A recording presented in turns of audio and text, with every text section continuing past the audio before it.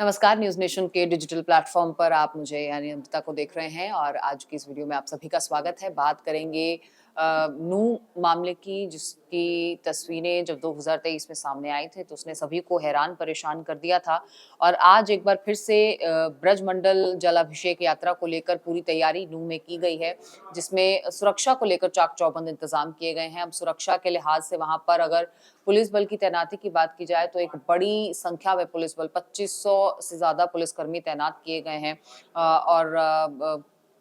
शायद 10 से 12 तो डीएसपी इस मौके पर तैनात किए गए हैं अलग-अलग जगह से। तमाम चीज़ों को लेकर जो है वो आवाजाही पर कंट्रोल किया गया है। इस वक़्त आप नूह में बहुत ज़्यादा हलचल नहीं देख पाएँगे।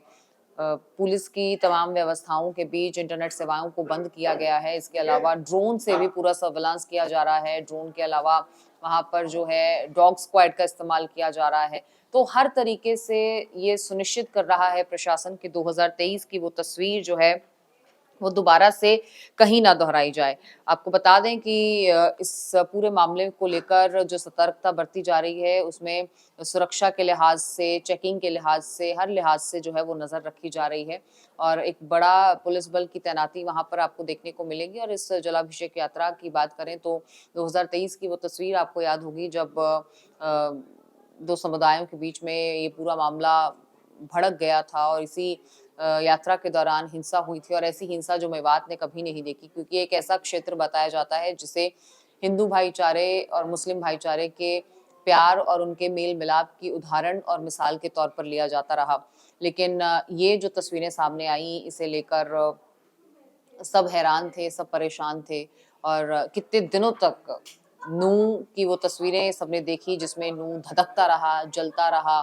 कहीं दुकानें फूटी, कहीं फाइनेंशियल नुकसान हुआ, 5 लोगों की तो जान चली गई इस पूरी हिंसा में। तो नूह में हुई इस हिंसा की तस्वीर दोबारा ना बने, इसलिए हर तरफ से एहतियात किया जा रहा है और वहाँ के इलाके के जो लोग हैं, फिर चाहे वो मुस्लिम हों, चाहे वो हिंदू हों, वो भी यही चाहते हैं कि शांतिपूर्ण तरीके से ये पूरा कार्यक्रम जो है वो संपन्न हो। आज की ये जो यात्रा है, ये पूर्ण तौर पे शांतिपूर्ण तरीके से ही संपन्न हो और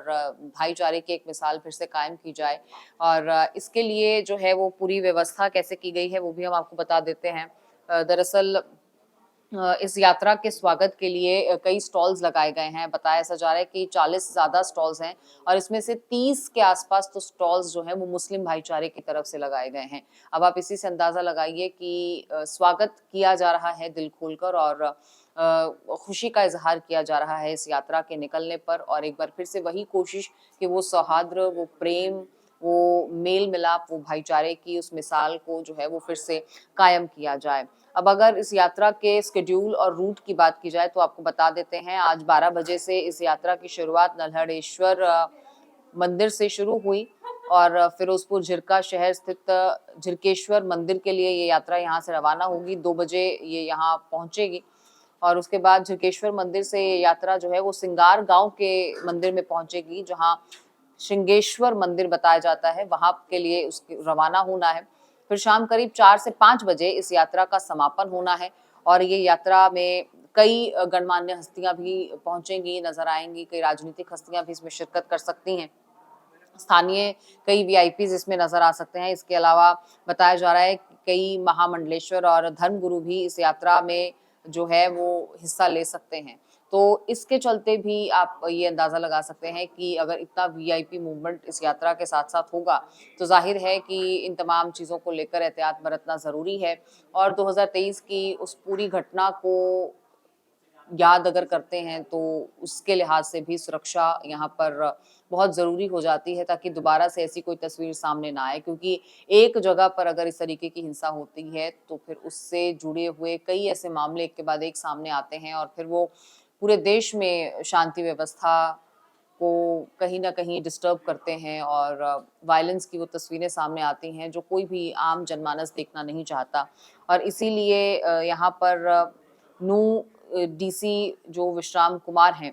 वो भी विश्राम कुमार मीणा बताए जाते हैं, पुलिस अधीक्षक हैं राजेश कुमार, लगातार वो इन हालातों पर नज़र बनाए हुए हैं और उनसे जब बातचीत की गई तो उन्होंने ही तमाम व्यवस्थाओं के बारे में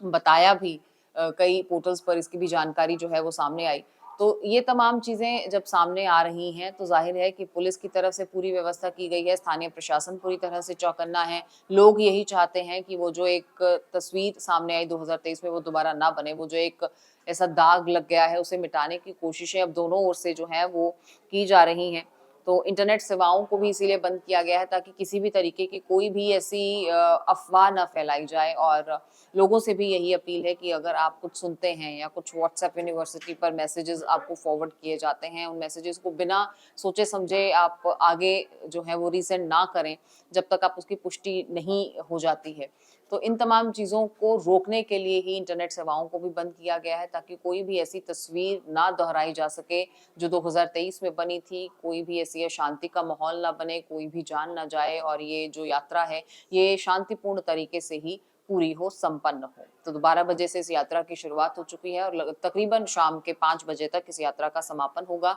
उम्मीद है कि तब तक ऐसी कोई भी घटना सामने नहीं आएगी, कोई भी ऐसी हरकत नहीं होगी। शांतिपूर्ण तरीके से, जैसे प्रशासन की तरफ से पूरे इंतजाम किए गए हैं और हर तरफ एहतियातन जो तमाम कदम हैं वो उठाए जा रहे हैं, तो वो तमाम चीज़ें